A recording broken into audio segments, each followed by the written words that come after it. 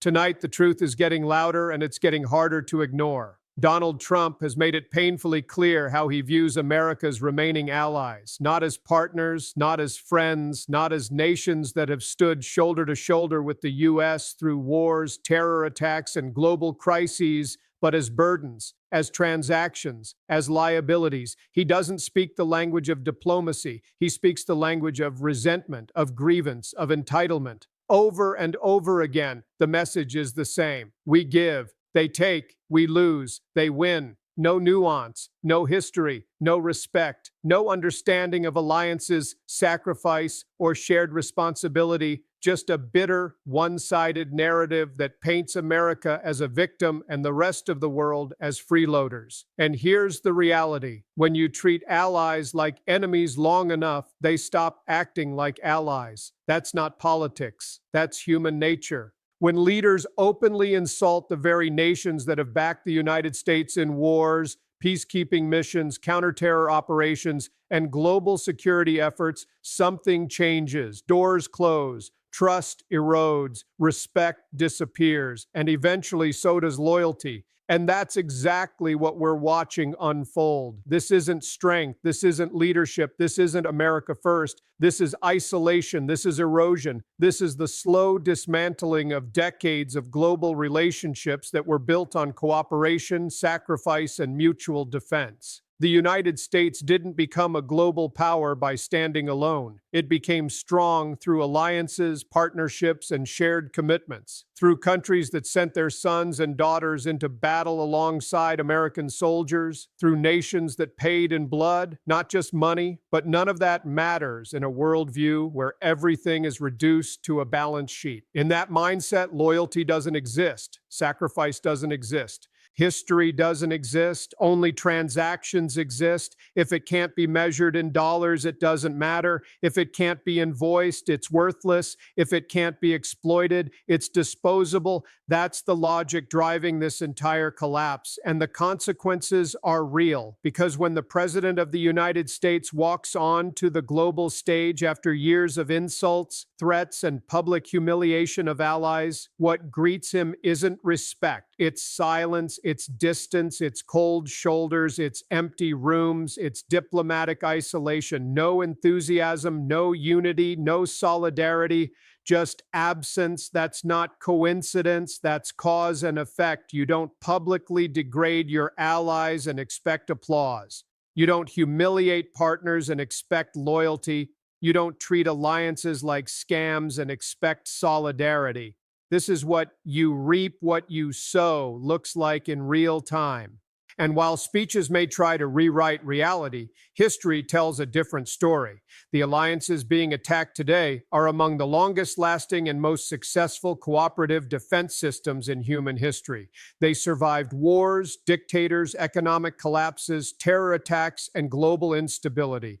They endured because they were built on shared values, not just shared budgets. But now they're being hollowed out by ego, ignorance, and transactional thinking. And here's the most dangerous part of all. This doesn't just damage foreign relationships, it damages America itself. Because global trust is economic power. Global alliances are economic stability. Global cooperation is economic protection. When allies pull away, trade suffers. When trust collapses, markets react. When relationships fracture, economies bleed. This isn't abstract geopolitics. It hits real people, jobs, prices, agriculture, energy, manufacturing, stability, security.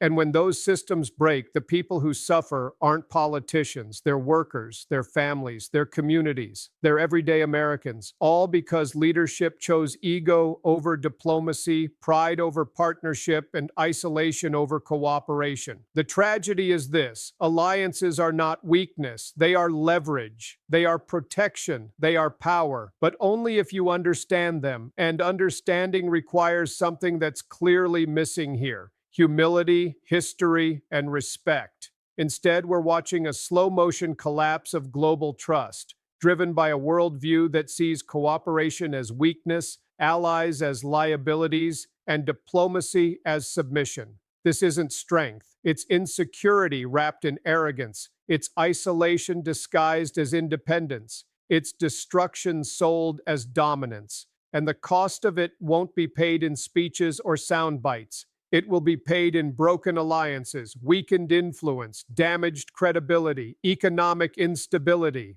and a country standing more alone in a world that no longer feels obligated to stand with it. This is what happens when leadership confuses power with control, respect with fear, and partnership with profit. And the longer this mindset drives policy, the smaller America's world becomes. And here's the part no one wants to say out loud, but everyone can see. Power doesn't disappear overnight. It erodes, slowly, quietly, one relationship at a time, one insult at a time, one broken alliance at a time. Influence isn't lost in explosions, it fades in silence. And that silence is getting louder, because while speeches keep getting harsher, the rooms keep getting emptier. While rhetoric keeps escalating, cooperation keeps shrinking. While the language gets more aggressive, the world gets more distant. This is how isolation is built, not through war, but through arrogance, not through defeat, but through disrespect, not through enemies, but through alienation.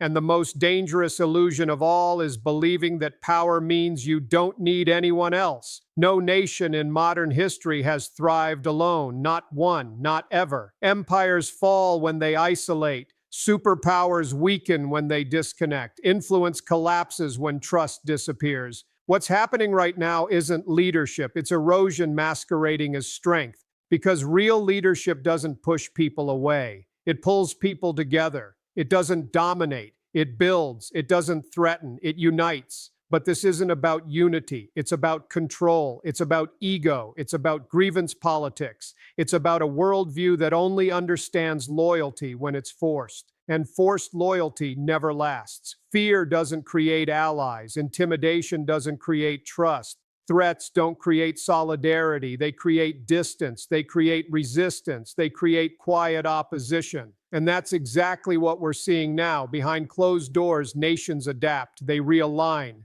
They diversify partnerships. They prepare for a future where the U.S. is no longer reliable, not because America isn't powerful, but because leadership has become unpredictable, hostile, and transactional. Stability matters, consistency matters, trust matters. Without those, even the strongest nation becomes a risky partner, and risk pushes people away. So while the speeches talk about dominance, the reality is retreat. While the language talks about winning, the reality is weakening. While the rhetoric talks about strength, the reality is shrinking influence. This is what decline looks like in the modern world. Not tanks, not invasions, not collapse, but disengagement, detachment, disconnection, a world that stops calling, stops consulting, stops coordinating, stops caring. And once that happens, power becomes hollow. Because power without trust is just noise. Power without allies is just isolation. Power without legitimacy is just force. And force alone doesn't build stability. It creates resistance. History has proven this over and over again. You can dominate for a moment. You can intimidate for a season. You can coerce for a while. But eventually, the world adapts. It always does. And when it does, the isolated power finds itself surrounded. Not by enemies, but by indifference. And indifference is more dangerous than opposition, because enemies fight you.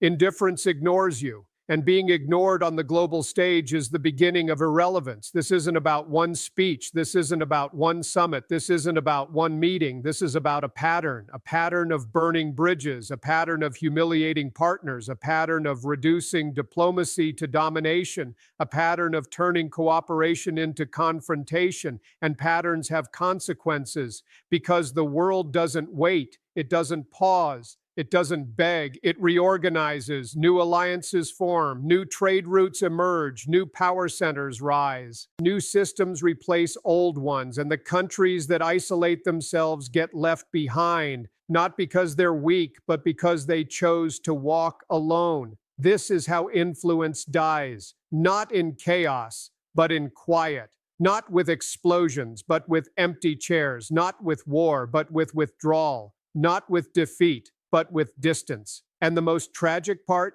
This was never necessary because strength and cooperation can coexist. Power and partnership can coexist. Leadership and humility can coexist, but only when ego steps aside. And right now, ego is driving everything.